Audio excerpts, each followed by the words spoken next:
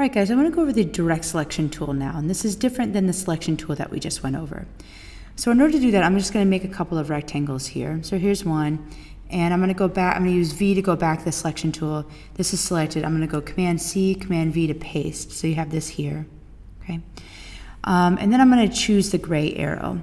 Now notice when I have the selection tool, if I click on an object, you have these little white squares that show up on the corners. But if I click on the gray arrow, the direct selection tool, these turn into solid blue squares that are on the corners. So let me click on this object right here. If you double click on an anchor point, these are called anchor points, okay? If I double click on it, notice how the menu, first of all, the menu up here in the control panel changes. Let me just show you one more time. So here I click on it, nothing has changed. If I go to the gray, nothing's changed. If I double click on the anchor point, that changes here, and that lets me know that I'm going to have some different options as I click and drag. So if I click here and I drag it, notice that what it does is it moves that anchor point, and all the pathways that are connected to that anchor point move as well. So I'm going to go Command Z to get back to this. Let me show you one more time. I'm going to move just this anchor point, and all the lines or pathways that connect that anchor point are going to adjust themselves to remain connected at that anchor point. So here we go, right? And that's different than if I were on the selection tool. If I clicked and dragged like this, it would just recreate the rectangle but smaller. So it maintains the angle that creates that between these two lines right here at that point. But here, this allows me to change move the anchor around and have the lines adjust accordingly. So again, if I double click, I can click and drag and kind of make different shapes like this, okay? What I also want to show you is that if I select, I click the object, right here, this will allow me, these things will allow me to convert from an arc or a rounded curved line to a line that is not curved at all, that meets at a point. But not all of my lines meet at a point. So all of my pathways here meet at a single point instead of a curve. If I wanted to, I could double click on one of these. So this one is selected. These are not selected. Notice that these are, this one is blue inside and these are white inside. I can click here and say to convert. And what that just did, let me show that one more time. What that just did was it took that those two pathways, and instead of the two pathways that met like this, instead of them meeting in a single point, they now meet in a curve. And these are little handles that I can use to adjust that curve. So I can pull that anchor point out, I can adjust the curve to make it bigger. I can go to this one, double click on it, convert this one to a curve, pull this out like this, and kind of just work my way inward, or I can work my way around and make a different type of object like that. So the direct selection tool allows you to do that. If I wanted to convert them back, so I'm going to click here, and instead of it meeting in a curve, these paths are going to meet in a point, you can do that as well. Okay guys, and since some of us are using this web page, I'm going to, instead of Adobe Illustrator, I'm just going to quickly show you how to use the direct selection tool with this web page. I think it's beneficial for all of us to see this, even those using Adobe Illustrator. So make a rectangle. I can show you how to do this like this, click and drag. Then if you wanted to change the fill for the rectangle, that's the color inside, you could do that. Now, by the way, if you don't see this, if you go into view and you click on the inspector panel, it toggles it on and off. So again, I can put that there, I can take it off if I want to. Anyhow. Okay, so it's on the selection tool. You click here and the sub-selection tool is here. Now, I did some reading about it because there's actually one extra step on this website that you don't have on Adobe Illustrator. So here, go back to the selection tool, click on it, and you actually have to use this, which is convert to path. Okay, so it goes from a shape to paths, which means that each one of these are identified. I think what it means is that each one of these are identified separately. So now that says path, if I go here, subselect, these become white.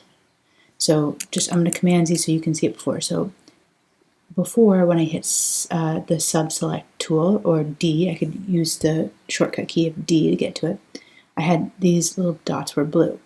Now if I click here, these become white. Now when they become white, it allows me to just click on one of them. So now notice that the one that's selected is blue. I can click and drag to recreate the shape just like I was able to do in Adobe Illustrator. I can also convert the type of point over here to make the joint look like it is a rounded joint, and then use these handles to change the shape of it. Okay? And in Adobe Illustrator, just like in this website, Gravit, in order to select multiple points, I can go back to my subselect, and let's say that I want to convert these 2 points. I can click here, hold down the Shift key, and click here, and so I have 2 of these selected. So as I drag them, both of those are going to drag, but the other 2 are not. I could convert 2 of them, so any modification I make, it's going to make on both of those because both of them are selected. Okay? Except the last modification I did because there was just a single handle.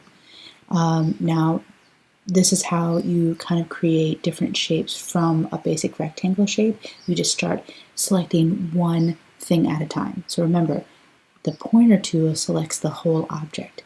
The subselect tool or the direct selection tool in Adobe Illustrator allows you to select one of them.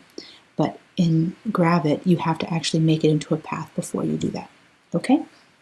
Okay guys, I just want to quickly show you how you're going to do the exercises today because it might be a little confusing even with the directions. So predominantly you're going to be using the direct selection tool, but these are the polygons that you're going to use in order to create in order to connect the dots. And I actually should reduce this opacity so that you can see here. So this is Patrick's, the bottom of his shorts. This is Patrick's body, and this is SpongeBob's body. So what you're essentially going to do is just take, use the selection tool, drag it near the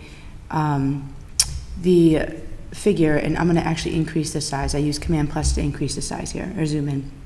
Then use the direct selection tool, click on a point, and click and drag it to the, click and drag them in order to the points that are here, the dots. So 1, 2, 3, and so on. Okay, whoops.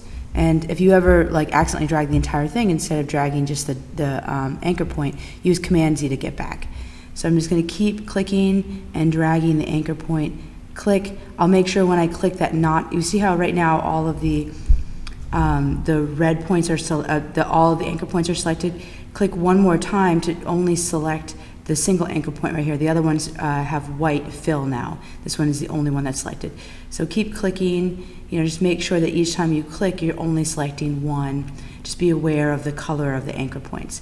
And then at certain points, like when you get to the part here that's a rounded area, you're going to take an anchor point and you're going to make it into a anchor point that has a smooth surface, so that you have these you have these handles that you can sort of drag up and down to match the curve of Patrick's stomach here. Okay, so you can kind of bring that down and match the curve. And the same goes with the Patrick's face here, or Patrick's body. So with Patrick's body, the green point's going to end at 19, but the pink point is also going to start at 19. So you're going to just keep going and clicking and dragging the other polygon to start at 19, and then 20, and then 21. That way it's like a solid shape throughout. Okay, I forgot the thing that helps you finish these figures. So I actually added, when I made this assignment, I added an extra point here. So Patrick's pants end at 19, but in order to make a smooth curve between 19 and 1, what I did was I added this extra point here. So you're actually going to click on this point and you're going to convert it. So let me go to View and Inspector, and you are going to convert it to a curve. So Patrick's pants look like a curve, and you can use the handles to try to shift it a little bit to try to get his belly in the right spot. I also made it so that after you finish 38, there's actually a couple of extra points here. This point right here goes down to 1, and what I want you to do is match this point to where this other point was. Convert that point right there, and so that you can kind of get a rounded shape between Patrick and his body. Now, if you wanted to, you could kind of do that for more of these, and actually Patrick's body seems to that seems to be the shape of it, but don't worry about that too much. That's just how you would finish these, is I made an extra point outside of the connect the dots so that your polygon actually matches the shape of Patrick's body, roughly, okay? And that's how you would finish that. Okay, and then if you are working in Gravit, what you would do for this is, now this right here, I've put in a layer and I've locked it so that you can't move it around. Okay, so I've just locked it right there. These are the three polygons that we're going to use to kind of color in SpongeBob and Patrick. So this is SpongeBob's color, this is Patrick's body color, and this is Patrick's pants color. Now I'm going to use Command plus to zoom in. Okay, now what I want to do is sort of position his pants. Now you see it's 1, 2, 3, 4. So I'm going to position his pants right here. Now I'm going to use the subsection, or I could just type in the key D on my keyboard to get to it. But right here I'm going to grab it and I'm going to pull it towards 1. Then I'm going to grab the next one and pull it towards 2. Grab the third one, pull it towards 3. So I'm just working my way around this polygon and changing it so that it sort of fills in Patrick's pants right here. Okay? So there's 6, there's 7, let's see, 8, 9's here, so it's just kind of tricky. 10, and then 11. Just make sure you're doing it in the order around the polygon. 12, like that. And that will fill in Patrick's pants. Now, when you get to 1, the thing that you have to know, you want to make it a closed figure. Okay, so when you get to Patrick's body, I'm going to go back to V and pull the body closer to here. And then go back to D, which is again the subsection, and click it and drag it to 1, because 1 starts the first one, it also starts the body. There's 1, this one's going to go, then his pants end at 19, so his pants should start at 19. Actually, you know what? It should start at 19. Let's try to do that. 19, 20, so 21. So just keep working your way around until it fills in Patrick's body, and I'll give you what it looks like when it's all done.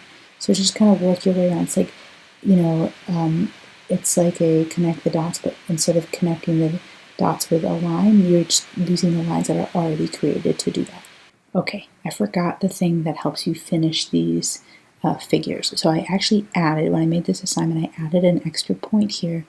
So Patrick's pants end at 19, but in order to make a smooth curve between 19 and 1, what I did was I added this extra point here. So you're actually going to click on this point and you're going to convert it. So let me go to View and Inspector, and you are going to convert it to a curve. So Patrick's pants look like a curve, and you can use the handles to try to shift it a little bit to try to get his belly in the right spot. I also made it so that after you finish 38, there's actually a couple of extra points here. This point right here goes down to 1, and what I want you to do is match this point to where this other point was. Convert that point right there, and so that you can kind of get a rounded shape between Patrick and his body. Now, if you wanted to, you could kind of do that for more of these, and actually Patrick's body seems to that seems to be the shape of it, but don't worry about that too much. That's just how you would finish these, is I made an extra point outside of the connect the dots so that your polygon actually matches the shape of Patrick's body, roughly, okay? And that's how you would finish that.